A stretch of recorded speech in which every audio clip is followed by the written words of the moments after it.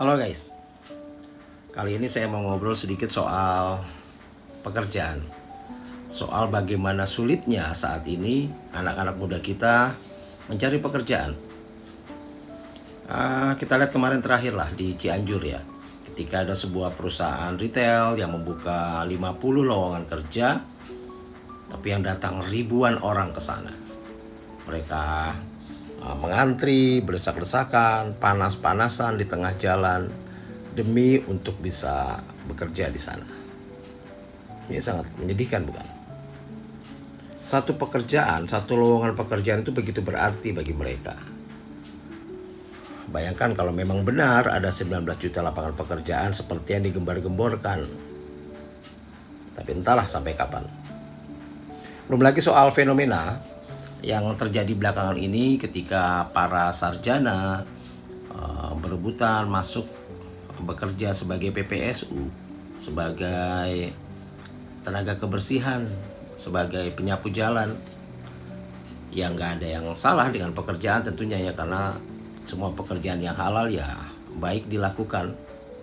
Tapi kalau kita lihat sebenarnya pekerjaan PPSU ini kan disediakan bagi mereka ya yang lulusan SMP yang tidak bisa melanjutkan sekolah, SMA.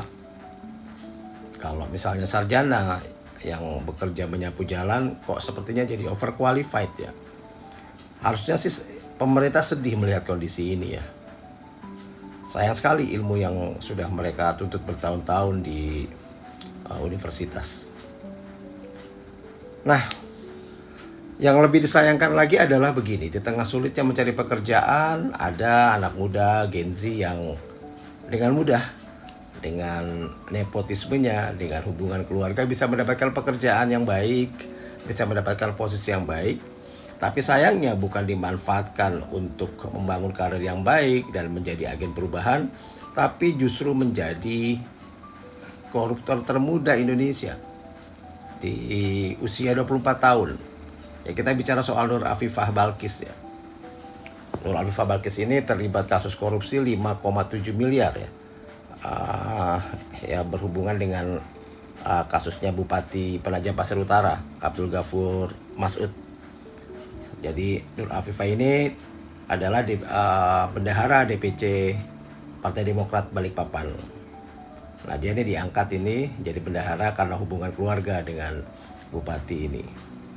Nah, Nur Afifah inilah yang memegang uang, menyimpan uang suap itu, dan bahkan sebagian dia gunakan untuk kepentingan atau keperluan pribadinya.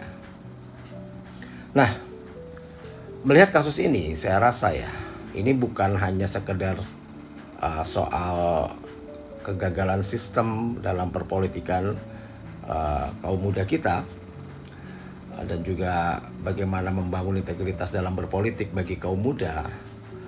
Tapi kita juga bisa melihat bahwa nepotisme, politik dinasti akan selalu berakibat atau melahirkan kasus-kasus seperti ini. Ya, saya rasa memang ini harusnya menjadi pelajaran bagi kita bahwa betapa pentingnya kompetensi, betapa pentingnya integritas dalam sebuah pekerjaan dan posisi. Orang seperti Nur Afifah Balqis ini, seorang generasi muda, apalagi dia mahasiswi hukum, gitu, harusnya dia mengerti soal ini. Dan harusnya dia menjadi agen perubahan bagi anak-anak muda lainnya. Dan harusnya dia menjadi cerminan tentang bagaimana nantinya masa depan bangsa, bukan malah sebaliknya. Salam.